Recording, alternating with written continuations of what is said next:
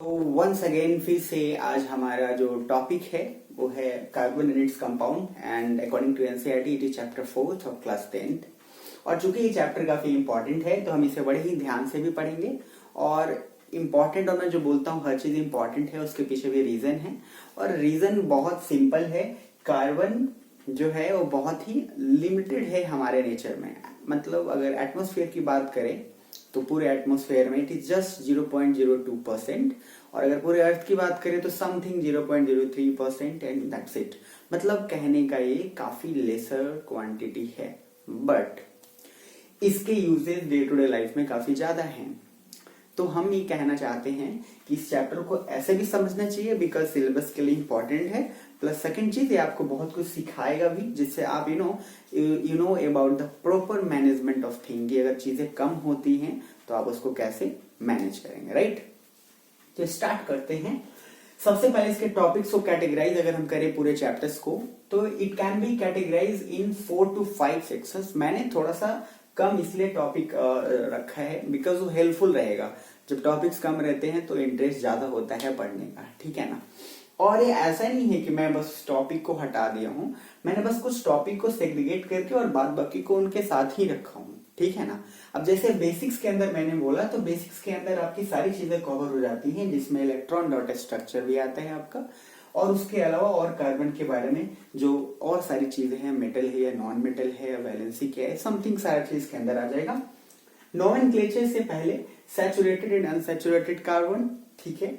उसके बाद combustion and more reaction. उसके कंबशन एक प्रॉपर रिएक्शन है, उसके अलावा और भी इसमें रिएक्शन, एडिशन रिएक्शन है, स्टेरिफिकेशन है, और भी जैसे एस्टर से उसके कारण। उसके बाद है सोप्स एंड डिटर्जेंट्स जो कि इंपॉर्टेंट है। मैं आपको इसमें एक चीज बोलूंगा, वैसे तो ये सारी चीजें इंपॉर्टेंट है नो डाउट, और ये अगर बोर्ड के पॉइंट ऑफ व्यू से देखा जाए तो काफी इंपॉर्टेंट भी है। तो सोप्स एंड डिटर्जेंट सबसे इंपॉर्टेंट है, जो कि आपको ये आने ही आने हैं 110%। ऐसा हो ही नहीं सकता कि ये नहीं आएगा। तो आप ऐसा मान के चलिए कि ये आपको एकदम करना ही करना है, और काफी इजी है। मैं बताऊंगा तो काफी इजी लगेगा। ये एक सिंपल प्रोसेस है, वहां से आपको मजा आएगा। स्टार्ट करते हैं फटाफट बेसिक्स के अंदर। बेसिक्स के अंदर देखिए क्या है। सबसे पहले मैंने बताया कि कार्बन की क्वांटिटी काफी कम है, तो हमें प्रॉपर यूज उसको करना चाहिए। और कार्बन का क्वांटिटी कम होने के बावजूद डे टू डे लाइफ में कितना इंपॉर्टेंट है इसका अंदाजा आपको भी लगेगा। लगभग हर सारी चीजों में कार्बन लगभग होते ही हैं, ठीक है ना। इलेक्ट्रॉन डॉट स्ट्रक्चर इसलिए इंपॉर्टेंट है, उससे पहले हम लोग कार्बन के बारे में डिस्कस कर लेंगे। सबसे पहले आपको मैं ऑलरेडी जो पढ़ाया हुआ हूँ 1 to 20 एटॉमिक नंबर, और फिर मैंने बताया कि मेटल और नॉन मेटल को कैसे हम लोग आइडेंटिफाई करते हैं। मैंने एसिड बेसिस वाले चैप्टर में भी बताया था। तो आप कार्बन के एटॉमिक नंबर होता है 6, तो आप क्या लिखेंगे 2 4, और यहाँ फिर से 4 है। मैंने बोला था आपको 4 5 6 एंड जिससे ज्यादा बढ़ेगा तो क्या होगा नॉन मेटल। तो ये आपका क्या है नॉन मेटल, जो क्योंकि आउटर सेल में इसके कितने इलेक्ट्रॉन्स हैं 4। क्लियर।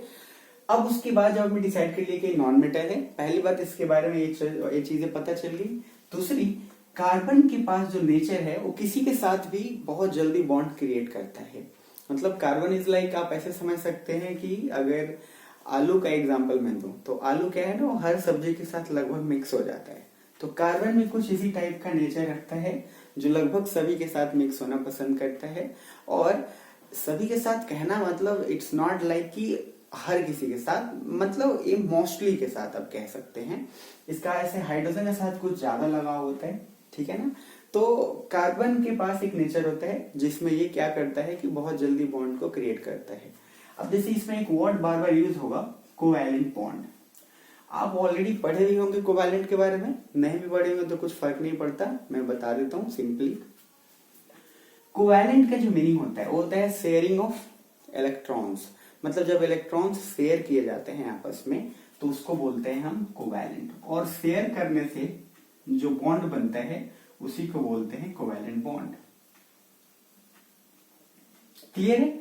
अब शेयरिंग ऑफ इलेक्ट्रॉन्स में बताऊंगा कैसे, इलेक्ट्रॉन डॉट स्ट्रक्चर में भी उसको मैं करके आपको बताऊंगा, आपको वो चीजें पता चलेंगी। दूसरी बात, कार्बन की एक और जो अलग से खासियत है, अब जैसे इसको हम लोग बोलते हैं टेट्रावैलेंट।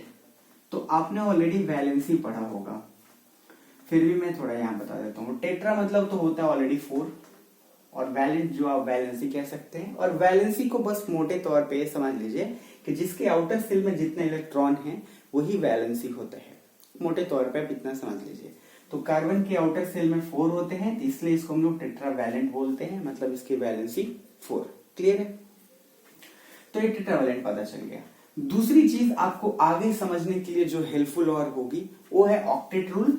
ये आपको दिमाग में रखना है, जो कि आपने 9th में भी पढ़ा होगा। ऑक्टेट रूल का सिंपल मीनिंग है, ऑक्टेट यहाँ मीनिंग है 8। ऑक्टेट रूल का मीनिंग ये है कि भी जितने सारे यहाँ पे मेटल्स है, नॉन मेटल्स आपको एग्जाम्पल जो दिए जाएंगे, उनको अपने आप को स्टेबल करने के लिए, मतलब अपने आप की स्टेबिलिटी को बढ़ाने के लिए 8 इलेक्ट्रॉन्स चाहिए होंगे। मतलब अगर उनके पास आउटर सेल में 8 इलेक्ट्रॉन्स हो जाए तो हमें बोलेंगे कि वो स्टेबल है। अब जैसे मैं बात करता हूं कार्बन की, तो कार्बन के आउटर सेल में इलेक्ट्रॉन्स कितने हैं? 4। क्लियर? तो इसको 4 इलेक्ट्रॉन्स हैं, स्टेबल होने के लिए कितने चाहिए? 4 और चाहिए, मतलब 4 और इसको चाहिए। अब वो कहीं से मिला है वो बाद में देखेंगे। तो अगर इसको कहीं से भी 4 मिल जाता है तो 8 बन जाएगा और तभी वो जाकर स्टेबल होगा। मतलब हम आगे जो इलेक्ट्रॉन डॉट स्ट्रक्चर में यूज करेंगे, इसलिए मैं पहले क्लियर कर देता हूं। अब इस ऑक्टेट रूल से आपको एक चीज तो पता चल गया कि अगर किसी को भी स्टेबल करना है तो 8 इलेक्ट्रॉन्स उसके आउटर सेल में होने चाहिए। यहाँ पे एक एक्सेप्शन है हाइड्रोजन के लिए, क्योंकि हाइड्रोजन को क्या है, आउटर सेल में सिर्फ 2 इलेक्ट्रॉन अगर मिल जाए तो ये स्टेबल हो जाएगा। ये सिंपल बेसिक चीज है जो आपको दिमाग में रखना है, क्योंकि ये सारी चीजें पहले क्लियर रहेंगी तो आपको समझने में परेशानी बिल्कुल नहीं होगी। क्लियर? तो हाइड्रोजन को 2 इलेक्ट्रॉन चाहिए, तब जाकर ये स्टेबल आराम से हो जाएगा। अब एक और कुछ चीजें इसके अलावा मैं क्लियर कर देता हूं सिर्फ एक एग्जांपल से, ताकि आपको ये जो मैंने बताया है छोटी छोटी चीजें, कहने के लिए छोटी चीजें हैं बट ट्रस्ट मी, मैंने आपको बहुत बारे वर्ड यूज किया है कि स्मॉल थिंग्स कैन बी, आप हम बोल सकते हैं कि स्मॉल थिंग्स को हम 2 ही हमारे पास ऑप्शन है स्मॉल थिंग्स के लिए, या तो हम उसको इग्नोर कर सकते हैं जो कि कहीं से भी हेल्पफुल नहीं है, या दूसरी बात है कि उस स्मॉल थिंग्स को हम करके उसको बड़े काम में लगा सकते हैं। जैसे बोलते हैं ना कि winners don't do different things, they do things differently. तो यहाँ पे मेरी, अगर मैं अपना अगर आपको डायलॉग यहाँ पे चिपकाता हूँ, तो मेरे लिए सबसे इंपॉर्टेंट अगर कुछ है तो ये स्मॉल थिंग्स है, because small things makes you great. और स्मॉल थिंग्स अपने हर स्मॉल बिहेवियर, स्मॉल चीजों पे हमेशा बहुत केयर रखें, बिकॉज मैं मानता हूं कि small things can make a very big difference अगर आप उसको सही तरीके से करते हैं तो ये स्मॉल थिंग्स बहुत ही इंपॉर्टेंट है आपके लिए, आगे चैप्टर के लिए भी। और मैं सच बोलता हूं, कभी कभी आपको चैप्टर पता होता है, ट्रस्ट मी, लेकिन जब आप आगे जब सीनियर क्लासेस में जाते हैं, इस बेसिक्स के लैक करने की वजह से कॉन्सेप्ट क्लैरिटी नहीं होता। मैंने देखा है, आई एम नॉट सेइंग कि यू आर और कोई भी, मेजोरिटी ऑफ स्टूडेंट्स को प्रॉब्लम होती है और तब वो फिर से वापस पीछे पढ़ना शुरू कर देते हैं, कुछ लोग फ्रस्ट्रेट भी हो जाते हैं। तो इसको समझने के लिए हम एक सिंपल सी बात समझते हैं, जैसे कि अगर मैंने बोला ये टेट्रावैलेंट वाला जो बात है यहाँ पे, आप इसको ऐसे समझिए। मान लीजिए कार्बन है यहाँ पे, अब इस कार्बन के पास बोला मैंने कि आउटर सेल में 4 इलेक्ट्रॉन होते हैं। हम जब भी कभी बैलेंसिंग की बात, जब भी कभी हम स्टेबिलिटी की बात करेंगे या बॉन्ड बनाने की बात करेंगे, तो उसके आउटर सेल में जितने इलेक्ट्रॉन हैं हम उसी को कंसीडर करेंगे। जैसे हमने लिया यहाँ पे ए हो गया, इसके साथ हमने हाइड्रोजन को लिया, ठीक है। तो आप 2 चीज क्या क्या दिमाग में रखना है, कार्बन के पास अभी इलेक्ट्रॉन्स कितने हैं? 4, लेकिन इसको स्टेबल करना है, यानी कि हम बॉन्ड बना रहे हैं हाइड्रोजन के साथ, तो कितने चाहिए? 8 मतलब होने चाहिए इसके पास, लेकिन हमारे पास ऑलरेडी कितने हैं? 4, तो 8 और मतलब 4 और चाहिए। तो देखिए 4 और चाहिए तो हाइड्रोजन से एक एक शेयर करें, क्योंकि हाइड्रोजन के आउटर सेल में एक एक होता है, तो चारों से एक एक ले लेगा तो इसका 8 हो जाएगा। अब यहाँ क्या ख्याल करना है आपको कि जब अगर कोई चीज लेता है, अगर मैं किसी से ले रहा हूं तो कर्ज ले रहा हूं, तो मेरे ऊपर आ जाएगा माइनस, और अगर कोई दे रहा है यानी कि दान दे रहा है, उसके ऊपर आएगा प्लस। जैसे कि अगर आप ध्यान से समझेंगे, एक और उसका बेहतरीन एग्जांपल है, जैसे इजी सा और समझते हैं, NaCl जो मैं आपको एसिड बेसिस एंड सॉल्ट में पढ़ाया था, दिस इज ए सॉल्ट। अब अगर मैं इसके चार्ज, जो कैसे किसी पे चार्ज क्रिएट होता है, वो मैं आपको समझा देता हूं क्योंकि ये हेल्पफुल होगा। जैसे मान लीजिए सोडियम का एटॉमिक नंबर आपको पता होना चाहिए, क्या है? 11। तो सोडियम की एटॉमिक नंबर अगर 11 है तो हम क्या लिखेंगे 2, 8 एंड 1। तो आउटर सेल में कितने हैं 1। इसके साथ क्या है क्लोरीन, और क्लोरीन का एक एटॉमिक नंबर मुझे पता है, आपको एकदम याद होगा। तो 2, 8 कितना होता है 17 होता है इसका, राइट। तो 2, 8 एंड 7। तो आउटर मोस्ट में कितना है 7। अब ध्यान से समझिएगा, मैंने बोला कि आउटर इलेक्ट्रॉन उसको स्टेबल होने के लिए कितने चाहिए 8, राइट। अब 8 चाहिए तो सोडियम के पास देखिए आउटर सेल में कितने हैं 1, और क्लोरीन के पास आउटर सेल में कितने हैं 7, और दोनों को स्टेबल होना है, मतलब पैसे दोनों को कमाने हैं। यहां पे सोडियम के पास क्या है 1, तो अगर इसको चाहिए तो इसके पास दो ऑप्शन है। देखिए 1 से पहले वाले सेल में इसके पास ऑलरेडी 8 है, ठीक है। तो अगर ये अपना 1 किसी को दे देता है तो 1 तो खत्म हो जाएगा, तो ऑलरेडी अपने आप को क्या कर लेगा स्टेबल, यानी कि ये दान पुण्य करके अपने आप को अच्छा बना लेगा। लेकिन क्लोरीन के पास देखिए क्या है, लास्ट में कितने हैं 7, और अगर आप सोचिए क्लोरीन को अपने आप को स्टेबल करना है तो क्लोरीन क्या चाहेगा, अगर इसके पास कहीं से एक आ जाए तो ये स्टेबल हो जाएगा। दो ऑप्शन है इसके पास, एक अगर आ गया तो 7 से 8 हो जाएगा, नहीं तो दूसरा क्या ऑप्शन है कि अगर अपना 7 किसी को दे दे तब भी ये स्टेबल हो जाएगा। तो आप मुझे जरा बताइए कि एक लेना इजी है या 7 को देना इजी है। मतलब 7 देगा तो क्यों 7 देगा, उससे बेहतर है कि एक ले ले। तो सिंपल सी बात है, क्लोरीन अगर एक ले लेता है तो क्या किया, एक ले रहा है, तो जो ले रहा है वो क्या है कर्ज में जा रहा है, तो क्लोरीन पे साइन आ जाएगा माइनस।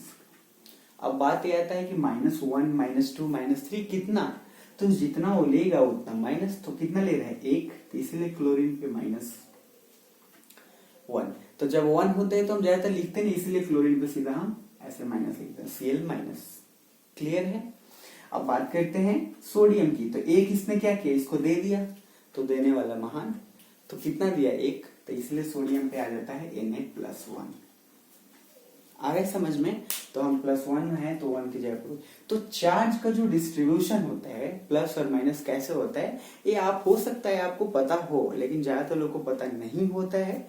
तो मैं आपको इसलिए बोल रहा हूँ कि ये बहुत इंपॉर्टेंट है, क्योंकि आपको हेल्प करेगा सिर्फ यहीं पे नहीं, हालांकि इस चैप्टर से कुछ खास रिलेटेड भी ये नहीं है, लेकिन हाँ है कहीं ना कहीं। तो आपको मैं यही बोलना चाहूंगा कि आप जरूर इसका ख्याल करें, क्योंकि ये छोटी चीजें बहुत बड़ा डिफरेंस क्रिएट करेगा, और चार्ज को हम इसी तरीके से करते हैं, ठीक है ना। तो इस बेसिक्स की कुछ चीजों में जो आपको है, मैंने ज्यादा इसलिए इस चैप्टर में आपको हड़बड़ाहट और नई चीजें दिखाई हैं, क्योंकि इस चैप्टर को टेक्निकली बहुत अच्छे से समझना जरूरी है, और इसमें इसलिए एक एक चीज क्लियर करना बहुत इंपॉर्टेंट है। तो आई थिंक कि इस बेसिक से रिलेटेड जितने सारे काम हैं ये हो गए होंगे। मैं दूसरे वाले जो पार्ट में आपको बताऊंगा उसमें आपको बॉन्ड के बारे में बताऊंगा कि बॉन्ड कैसे फॉर्म होते हैं, यानी कि कोवैलेंट बॉन्ड कैसे फॉर्म किए जाते हैं, ठीक है। इस वीडियो में मैं यहां तक कवर करने के बाद सिर्फ बॉन्ड का पार्ट इसलिए टच कर रहा हूं क्योंकि ये चीजें आपको मैंने बताई हैं। मैं इसको रब कर थोड़ा सा कोशिश करता हूं बॉन्ड को बताने का, अगर हो पाएगा तो ठीक है, नहीं तो नेक्स्ट वीडियो में तो कवर करेंगे ही करेंगे। तो मैं फटाफट थोड़ा कोशिश करता हूं, ठीक है। अब आपको ये चीजें समझ में आ गई होंगी, टेट्रावैलेंट का मीनिंग क्या है, ऑक्टेट रूल क्या है। हाइड्रोजन के लिए चूंकि डबल चाहिए तो उसको ड्यूएट रूल भी बोलते हैं, बहुत कोई उसको डाई इलेक्ट्रॉन बोलते हैं, क्योंकि उसको 2 ही इलेक्ट्रॉन, मतलब ज्यादा उसको चाहिए नहीं होता है, 2 इलेक्ट्रॉन में अपने आप को खुश रख लेता है। अब सवाल आता है कोवैलेंट बॉन्ड का। मैंने लिखा था कोवैलेंट बॉन्ड का शेयरिंग ऑफ इलेक्ट्रॉन। तो शेयरिंग ऑफ इलेक्ट्रॉन जो है वो क्या करता है, बॉन्ड क्रिएट करता है। क्लियर। तो मैं एग्जाम्पल लेता हूं। अब जैसे मैं एग्जाम्पल ले रहा हूं सबसे पहले ऑक्सीजन की, यानी कि O2, 2 ऑक्सीजन, ठीक। जनरली ऑक्सीजन को हम लोग O2 यहाँ पे रिप्रेजेंट कर रहे हैं। तो O2 और बॉन्ड कैसे क्रिएट होता है ये मैं आपको समझाता हूं। ऑक्सीजन क्या है, एटॉमिक नंबर क्या होता है 8, तो हम क्या लिखेंगे 2 और 6। तो आउटर सेल में कितने हैं 6 इलेक्ट्रॉन। मैंने आपको बार बार बोला जब भी आप इलेक्ट्रॉन डॉट स्ट्रक्चर या बॉन्ड के केसेस में आप बनाएंगे तो आप हमेशा आउटर सेल ही लेंगे जितना आउटर सेल का इलेक्ट्रॉन होगा। तो ऑक्सीजन का आउटर सेल कितना है 6, तो हमने मान लिया लेट से लिया 2, 2, 4 एंड 2, 6। ये जरूरी नहीं है कि आप पेयर में ही लें, ठीक है ना, ये इतना इंपॉर्टेंट नहीं है। उसके बाद 2 ऑक्सीजन है, तो तो एक ऑक्सीजन और यहाँ लेते हैं, इसके पास भी उतना ही होगा 2, 4 एंड 6।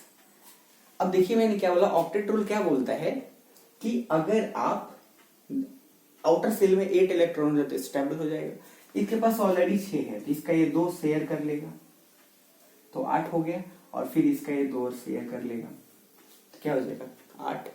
तो जितना शेयर कर रहा है, समझ रहे हैं आप, जो शेयर कर रहा है, शेयरिंग करने से जो बनता है होता है कोवेलेंट बॉन्ड। अब बॉन्ड कैसे बनेगा समझ लीजिए, अगर ये 2 इलेक्ट्रॉन और ये 2, अब इतने 4 इलेक्ट्रॉन शेयर किए, तो यहाँ पहले समझ लीजिएगा, ये वाला प्लीज ध्यान से समझ लीजिएगा। अगर एक बॉन्ड सिंगल बॉन्ड बनेगा तो इसमें आपको 2 इलेक्ट्रॉन्स का शेयरिंग होगा।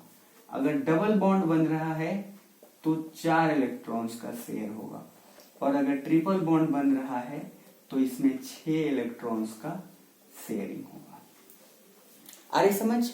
तो अब मैंने क्या बोला कि अगर 2 इलेक्ट्रॉन का शेयरिंग है तो सिंगल बॉन्ड, 4 इलेक्ट्रॉन शेयर कर रहा है तो डबल बॉन्ड। तो देखिए कितने इलेक्ट्रॉन शेयर हो रहे हैं 4, तो इसलिए दोनों ऑक्सीजन के बीच में डबल बॉन्ड लगेगा। क्लियर है? अब अगर हाइड्रोजन की बात करते हैं तो हाइड्रोजन का सिंपल ऐसे सोचिए, हाइड्रोजन के आउटर सेल में होता है 1 इलेक्ट्रॉन, तो 2 मैंने H2 की बात कर रहा हूं, तो हाइड्रोजन को कितने स्टार होने चाहिए 2, तो ये एक इसके पास है, एक इसका ही शेयर कर लेगा और दूसरा इसका ही शेयर कर लेगा। दोनों ने कितने शेयर के इलेक्ट्रॉन 2, तो जब 2 इलेक्ट्रॉन शेयर किए रहते हैं तो बॉन्ड कितने आएंगे 1, तो इसलिए हाइड्रोजन के बीच में बॉन्ड आ गया 1, सिंगल बॉन्ड। समझ में आ रहा है? अब बात करते हैं ट्रिपल बॉन्ड की। तो ट्रिपल बॉन्ड के केस में आप 2 नाइट्रोजन लीजिए N2, ठीक है, तो नाइट्रोजन लिए, नाइट्रोजन का एटॉमिक नंबर क्या होता है 7, क्या लिखेंगे 5, आउटर मोस्ट में कितने हैं 5 इलेक्ट्रॉन, तो आउटर मोस्ट में 5, 2 मान लीजिए 2, 4 एंड 5, फिर यहाँ 2, 2, 4 एंड 5, 8 चाहिए, 5 इसके पास है, 3 इसका ये शेयर कर लेगा और ये फिर इसका 3 शेयर कर लेगा। कितना शेयर किया 6, 3 इसका 3 उसका, जब 6 इलेक्ट्रॉन होंगे तो कितने बॉन्ड होंगे 3, इसलिए N के बीच में 3। क्लियर है? तो इस तरीके से मैंने सिर्फ आपको बताया है कि कैसे बॉन्ड बनता है, और इसी को इलेक्ट्रॉन डॉट स्ट्रक्चर बोलते हैं। फिर थोड़ा और इसका डीपली नेक्स्ट वीडियो में कवर करेंगे। तब तक आप ये सारी चीजें जरूर ध्यान में रखें नेक्स्ट वीडियो से पहले, ताकि आपको आगे समझ में आए। ठीक है?